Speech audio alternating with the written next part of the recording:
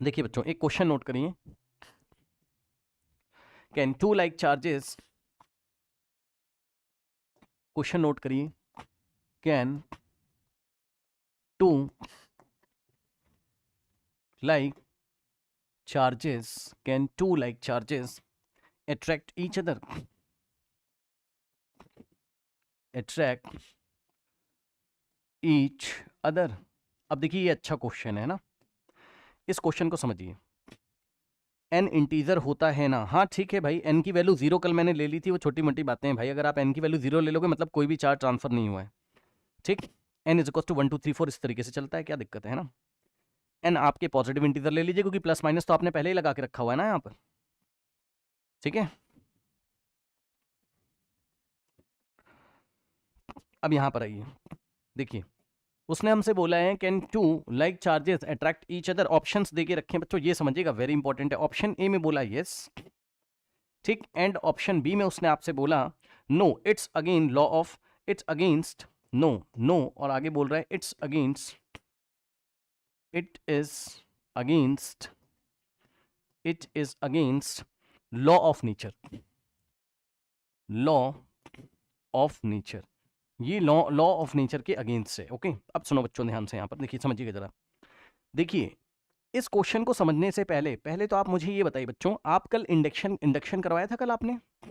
बताइए, कल की क्लास में आपने इंडक्शन करवाया था? मतलब सर कैसे?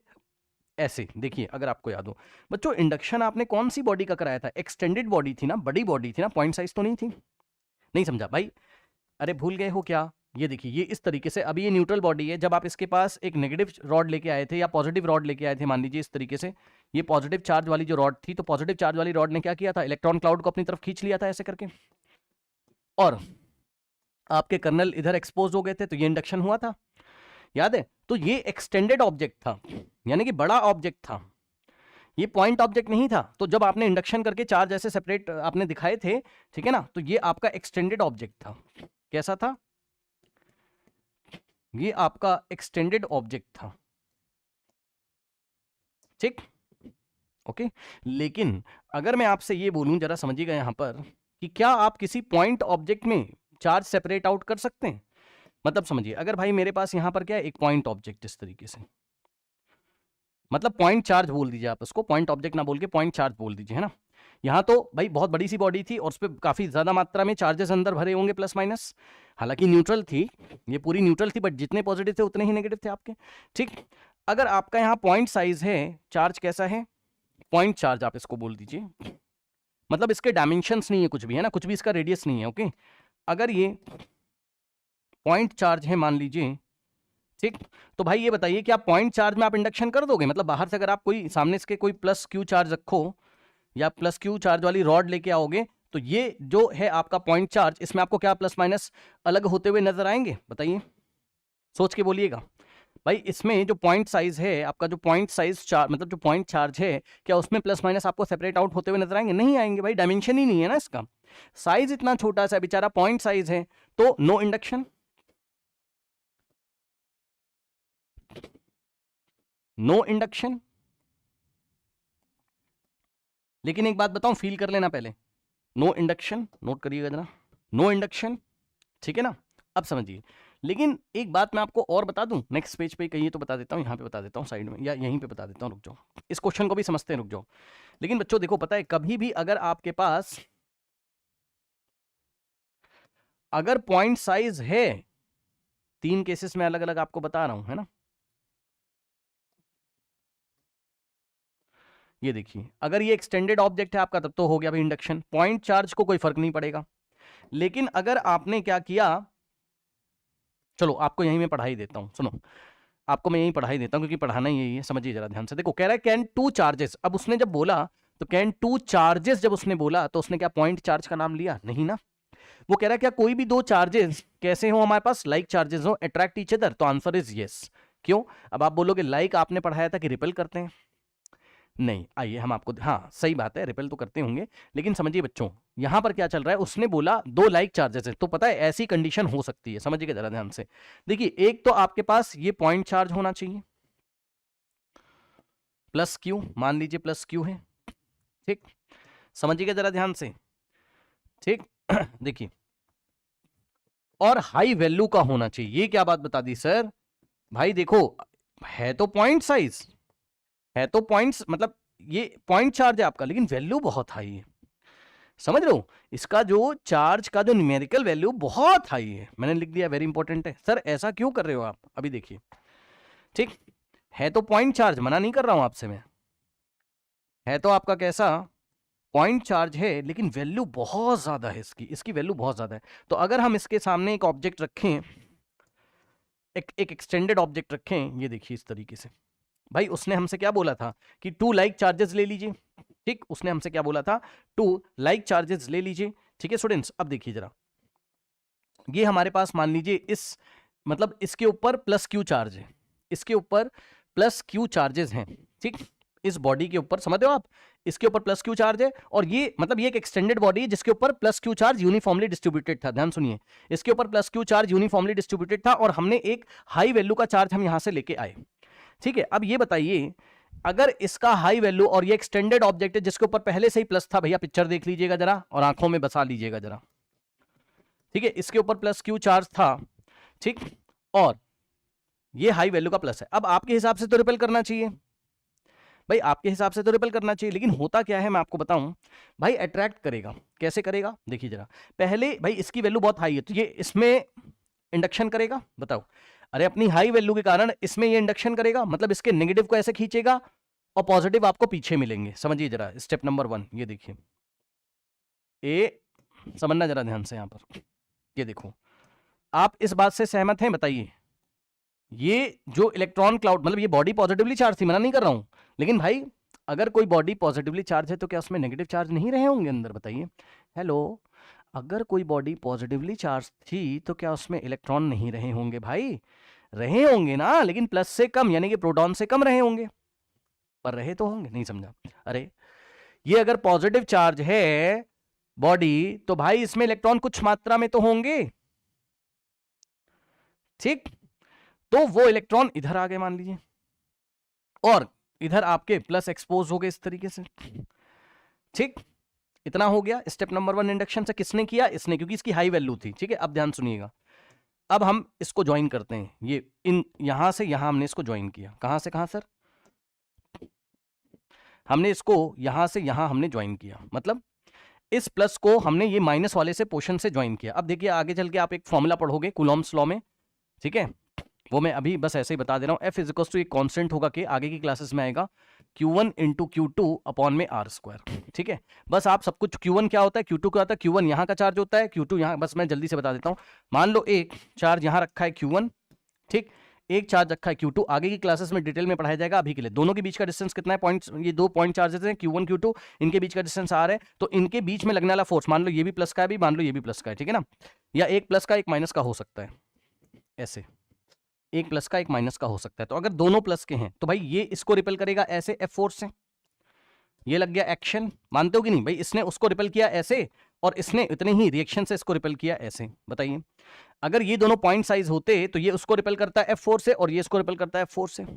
ठीक, अब सुनो, अगर ये दोनों पॉइंट साइज हैं लेकिन अब अपोजिट हैं, अपोजिट, ये दोनों पॉइंट साइज हैं, अपोजिट चार्जेस हैं, माइनस और प्लस, तो ये इसको अट्रैक्ट करता है ऐसे F4 से, और ये इसको अट्रैक्ट करता है ऐसे।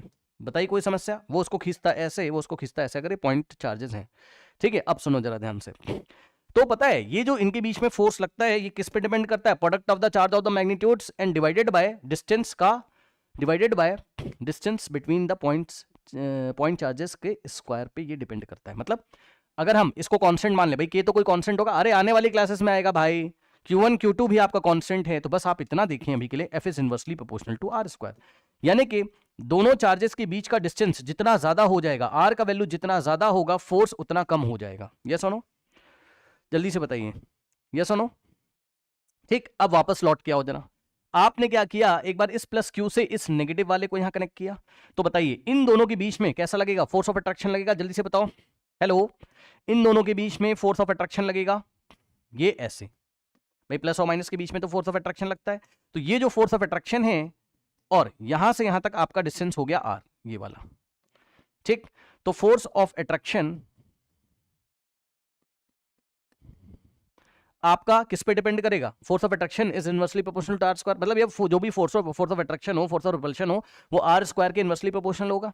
ठीक है, तो फोर्स ऑफ अट्रैक्शन के लिए ये डिस्टेंस है। लेकिन अब जरा ध्यान दीजिएगा यहां पर, अगर मैं इसी चार्ज को, अब भाई ये वाला जो प्लस क्यू है इस नेगेटिव वाले को तो अट्रैक्ट करेगा, लेकिन ये पॉजिटिव वाले को क्या करेगा? रिपेल करेगा। बोलो हाँ।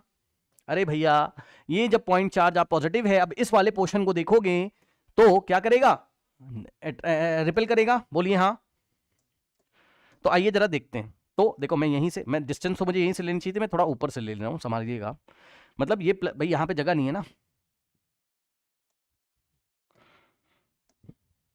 यार, रुक जाओ, यहीं दिखा देते हैं, नहीं कुछ लोग परेशान हो जाएंगे बेचारे। देखो ये डॉटेड लाइन से जो दिखाया उसका आर ये रहा। ठीक, तो यहां पे इस पे अब क्या मिलेगा? यहां प्लस वाले पे ये प्लस वाला रिपल्शन करेगा, ये फोर्स ऑफ रिपल्शन है, फोर्स ऑफ रिपल्शन है। अब भाई मुझे जरा देख के बताना, मुझे जरा देख के बताना, force is inversely proportional to R square, तो फोर्स ऑफ रिपल्शन के लिए आर आपका लार्जर है तो फोर्स कम आ जाएगा। Means force of repulsion is less than force of attraction. Yes और नो? जल्दी से बताइए, बोलिए। Force of repulsion is less than force of attraction. नहीं समझ में आया भाई?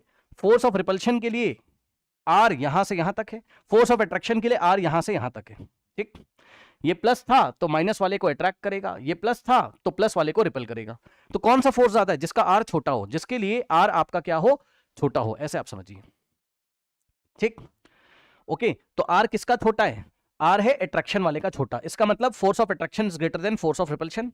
ठीक है, तो फुल एंड फाइनल आंसर अगर हम लिखें, force of attraction is greater than force of repulsion here, है ना। अब उनका सवाल देख लीजिए, और अब हम अगर एक फाइनल डायग्राम बनाएंगे, इस पे जो नेट फोर्स आएगा, ये देखिए, इस पे जो नेट फोर्स आपका निकल के आएगा, जो स्फीयर उसने हमें दिया हुआ था ऐसे करके, किसकी वजह से? प्लस क्यू चार्ज की वजह से। ये जो हाई वैल्यू वाला चार्ज था, हाई वैल्यू वाला चार्ज, हाई वैल्यू वाला चार्ज ओवरऑल क्या कर रहा है? हाई वैल्यू वाला चार्ज ओवरऑल क्या कर रहा है? अगर आप देखोगे एग्जांपल के तौर पे, यहां पर आइए, देखिए भाई, मान लीजिए फोर्स ऑफ रिपल्शन कितना आ रहा है आपका?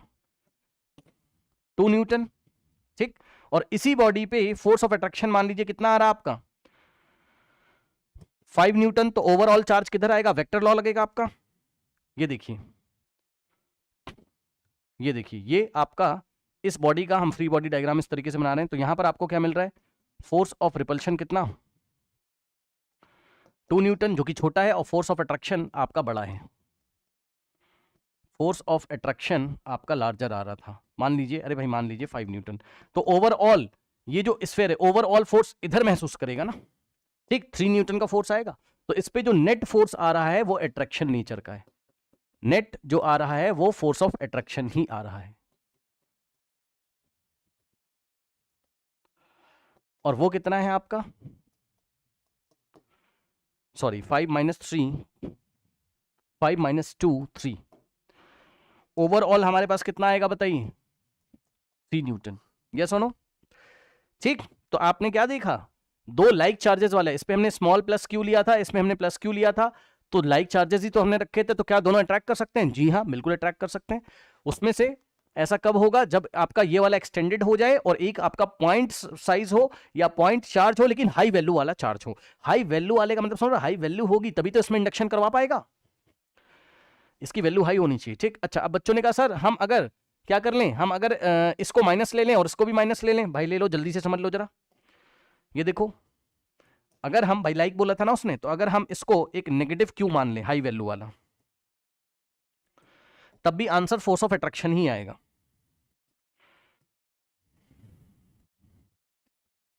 हाई वैल्यू वाला नेगेटिव चार्ज है, ये पॉइंट साइज है, और यहां पे आपने वो रखा, क्या रखा? अपना स्फीयर रखा, जिसपे कितना था? माइनस क्यू था। तो अभी इस पे माइनस क्यू मतलब माइनस क्यू ये यूनिफॉर्मली डिस्ट्रीब्यूटेड था इसके सरफेस पे। ठीक है, फिर क्या हुआ? आपने जैसे इसको रखा तो ये हाई वैल्यू वाला पॉइंट इसके ऊपर इंडक्शन कराएगा, इसमें चार्ज इंड्यूस करेगा, और जब चार्ज इंड्यूस होंगे इस बार तो स्थिति कुछ ऐसी दिखाई आपको पड़ेगी। माइनस वाला क्या करेगा, माइनस वाले इलेक्ट्रॉन क्लाउड को रिपेल कर देगा और प्लस आपको इधर दिखाई पड़ेगा। बताइए इंडक्शन करवाना आया भाई, इस बार ये माइनस है ना हाई वैल्यू, तो माइनस को रिपेल करेगा, इधर जाएगा और प्लस वाले आपको इधर दिखाई पड़ेंगे, ऐसे इंडक्शन होगा। अब अगर आप देखिए तो इस बार इन दोनों के बीच में भाई ये माइनस है और ये प्लस है, तो ये फोर्स ऑफ अट्रैक्शन लगेगा, ठीक। और अगर आप देखेंगे तो ये आपका माइनस है और ये आपका प्लस है, तो फोर्स ऑफ रिपल्शन लगेगा। अब बताओ किसका आर छोटा है, फोर्स ऑफ अट्रैक्शन के लिए आर इतना है और फोर्स ऑफ रिपल्शन के लिए आर इतना है, किसका आर छोटा है? जिसका आर छोटा होगा उसका फोर्स बड़ा होगा। किसका आर छोटा है, किसका डिस्टेंस छोटा है? फोर्स ऑफ अट्रैक्शन का। तो ये डिस्टेंस छोटा है, इसका मतलब हमारे पास फिर से force of attraction is greater than force of repulsion. तो इसका मतलब आपका जो फिर से डायग्राम निकल के आएगा वो कुछ इस तरीके से आएगा, मतलब आपका नेट फोर्स ऑफ अट्रैक्शन यही लगेगा, नेट जो फोर्स लगेगा वो फोर्स ऑफ अट्रैक्शन ही होगा कुछ ना कुछ। अब बताइए क्या आपको क्वेश्चन समझ में आया?